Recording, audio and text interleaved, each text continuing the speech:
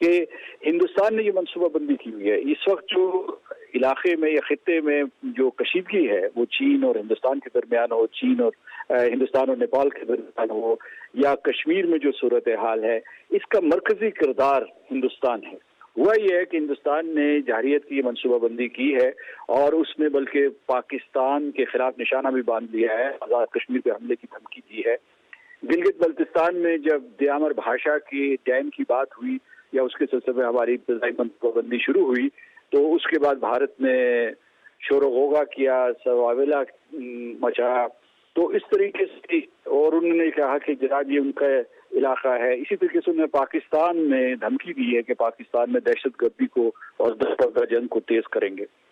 अब उनकी जारियत इतनी बढ़ गई थी, और ये कहाँ से आ रहा है? ये सारे का सारा फलसफा राष्ट्रीय स्वयं सेवक संघ से आ रहा है, जो एक अखंड भारत, एक बड़ा भारत बनाना चाहते हैं और मुसलमानों को वहां से भारत से निकालना चाहते हैं। तो उनका हौसला इतना बढ़ा कि उन्होंने चीन के खिलाफ भी जारियत का मुजाहरा करना शुरू कर दिया। यानी ये कि जारियत जो है उनकी अस्करी जारियत है, क्योंकि चीन के मुताबिक जो है उन्होंने जो LAC है, लाइन ऑफ कंट्रोल है नॉर्दर्न लद्दाख में, वहां उन्होंने बाकायदा जो है नई कंस्ट्रक्शन शुरू कर दी थी। तो इसलिए ये कि उनका जो जारहाना अंदाज है उसका चीन ने सरदार साहब, ये तो बड़ा वाजे है कि ये तमाम चीजें जो है वो मनसूबा बंदी के तहत हो रही हैं और यकीनन जो है बड़े वाजे कुछ ऑब्जेक्टिव जो है वो अपनी जगह भारत के मौजूद हैं। और इसके साथ साथ ना सिर्फ कश्मीर मतलब कश्मीर का मसला है, पाकिस्तान का मसला है, बल्कि नेपाल, बांग्लादेश, अब तो ओवरऑल जो है वो भारत एक थ्रेट की सूरत जो है वो इख्तियार कर चुका है। काउंटर मैकेनिज्म क्या है? देखिए, इसमें यह है कि हमें चीन का शुक्रगुजार होना चाहिए कि गुज़श्ता बरस उसने सलामती काउंसिल में हमारे लिए इजलास करवाए थे, और इस मरतबा भी हम उम्मीद करते हैं, इस साल भी उम्मीद करते हैं कि मजीद इजलास होंगे, क्योंकि मसला कश्मीर जो है वो सन 1957 से लेकर अब तक जो है सलामती काउंसिल के सख्त खाने में पड़ा हुआ है, और जहां इसका फैसला हुआ था वहीं इसके ऊपर पेशरफ्त हो सकती है, और फैसला इसका सलामती काउंसिल ने किया था जो इसके दर्जन भर करार देते हैं। तो एक हमारी हिकमत अमली में ये होना चाहिए कि चीन ने जो हमारे लिए सफारती दरवाजे खोले हैं उनका हम भरपूर फायदा उठाएं। दूसरा ये है कि जो ये हिंदुस्तान और चीन के दरमियान कशीदगी बढ़ी है, तो उसके कई निशाने, एक ये कि जो बेल्ट एंड रोड इनिशिएटिव जो है, जो चीन का मेगा प्रोजेक्ट है, जिसका हिस्सा है इक्तिसादी राहदारी, चीन पाकिस्तान इक्तिसादी राहदारी, हिंदुस्तान इसको मुनहदम करना चाहता है, इसको तबाह बर्बाद करना चाहता है। तो इसलिए जो है वो यानी अपने अमेरिका के साथ जो उसकी एक किस्म की अलायंस है उसका फायदा उठाते हुए चीन की मुखालफत और मज़ाहमत को बढ़ाना चाहता था, चीन के खिलाफ मज़ाहमत को बढ़ाना चाहता था, क्योंकि उसने कश्मीर के सिलसिले में जब सदर ट्रंप ने कहा था कि वो सालसी का किरदार देंगे, तो हिंदुस्तान ने उसे यकसर मुस्तरद कर दिया था, क्योंकि वो इनको दो तरफा मामलात कहता है। हम नहीं मानते कि जो दो तरफा मामलात में सालसी का सवाल ही पैदा नहीं होता। तो हम देखते हैं अब सदर ट्रंप ने जो पेशकश की है, सालसी तो सरदार साहब मुसलसल जो है वो उसको मुस्तरद कर दिया जाता है, और अगर किसी जगह पे कोई कन्विंसिंग नजर आती है लेकिन प्रैक्टिकली वो कन्विंसिंग नहीं नजर आती है, वो जो जारहाना अज़ाइम है वो अपनी जगह मौजूद है।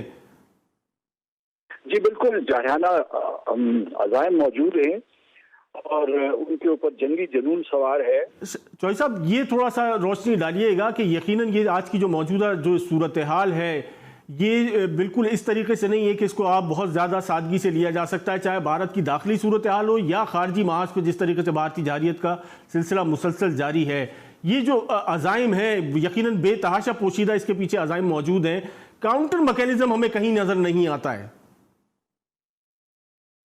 जी नहीं, काउंटर मैकेनिज्म जो है, देखिए जब ये फरवरी में पिछले साल छोटा सा एक झड़प हुई हमारी अफवाज की भारत की अफवाज के साथ, तो उस वक्त एक खतरा पैदा हुआ कि ये जंग या जो स्कर्मिश है ये जंग में तब्दील हो सकती है और वो जंग आउट ऑफ कंट्रोल हो सकती है। तो फिर लोग उसमें शामिल हुए और कुछ थोड़ा बहुत मामला उन्होंने रफा दफा करवाया दोनों तरफ से। लेकिन उसके बाद जो 5 अगस्त का जो अमल था जिसमें कश्मीर की हैसियत को, स्टेटस को बदला, भारत ने बदलने की कोशिश की, legislative arrogance, legislative adventurism, legislative aggression के साथ। इस वक्त मौजूदा जो खत्ते की सूरत हाल है, बिलखुसूस भारतीय जहरियत जितनी तेज़ी से हमने देखा गुज़िश्ता चंद रोज़ के अंदर दोबारा, और जिस तरीके से आज पाकिस्तान ने रिएक्ट करा, वज़ीर आज़म पाकिस्तान के जिस किस्म के बयान आता है, उसके साथ साथ वज़ीर ख़ारजा शाह महमूद कुरैशी ने जिस तरीके से इस पर रिएक्ट किया, इससे बिल्कुल वाज़े तौर पर ये एक अंदिया आपको मिलता है कि ये इतना सादा मामला नहीं है। जनरल साहब, क्या वो मैकेनिज्म है कि जिस तरीके से आप सोच सकते हैं कि आप कोई काउंटर मैकेनिज्म हमारे पास हो कि जिसके तहत जो है वो ये जो साजिशें हैं या जो भी भारतीय अज़ाइम है उनको हम काउंटर करेंगे? देखिए, भारतीय अज़ाइम अगर हम समझते हैं तो फिर आपको काउंटर भी आसानी से समझ आ जाएंगे। भारत के अज़ाइम सिर्फ पाकिस्तान के खिलाफ नहीं है। भारत अपने आप को इस खित्ते की पावर तो समझ बैठा था। उनका ख्याल ये था कि नेक्स्ट स्टेज पे वो इस रीजन तो क्या पूरी दुनिया में एक ताकत के तौर पर उभरेंगे और अमेरिका के साथ मिलकर बैर हिंद को और इस खित्ते को कंट्रोल करेंगे।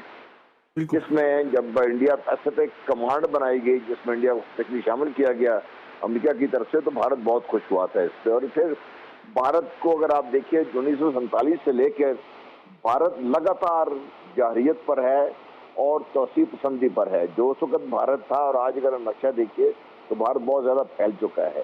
ये अननेचुरल भारत है ये। नमस्कार दोस्तों, स्वागत है आप सभी का मेरे साथ जुड़ने के लिए।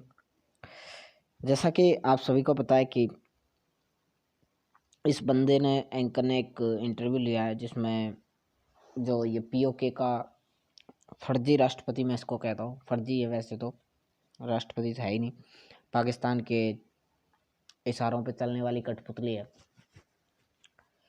खैर दोस्तों, जब एंकर इससे पूछता है कि क्या ख्याल है बताइए, तो कहता भाई ख्याल कुछ नहीं है, अखंड भारत मोदी बनाना चाहता है। देखिए दोस्तों, एक चीज़ मैं पहले ही क्लियर कर चुका हूँ कि इंडिया अखंड भारत बनाना चाहता है या नहीं बनाना चाहता, ये पॉलिसी का हिस्सा इंडिया के अंदर आई थिंक नहीं है। जहाँ पे हमारी पॉलिसीज़ बन रही हैं वहाँ पे अखंड भारत का कोई जिक्र नहीं होता है, इस बात को मैं क्लियर कर चुका हूँ। लेकिन फिर भी इनके अंदर जो है डर का माहौल बना हुआ है। सरदार मसूद खान नाम है इसका। कहने को लोग जो है पाकिस्तान में इसको आज़ाद कश्मीर का राष्ट्रपति कहते हैं, जो कि उनका मानना है।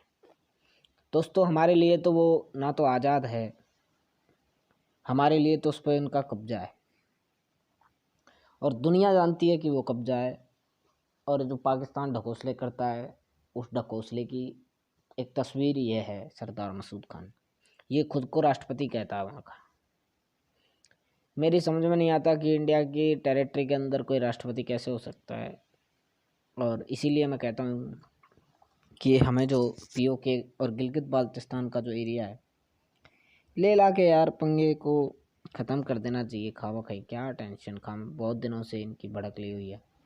इनकी वजह से हमारे जो है बहुत सारे सैनिक मर जाते हैं, बहुत सारी हमें दिक्कत झेलनी पड़ रही हैं, क्योंकि सारा जो आतंकवाद का गढ़ पाकिस्तान ने बनाया हुआ है वो टेरिटरी बनाई हुई है जो इंडिया के है।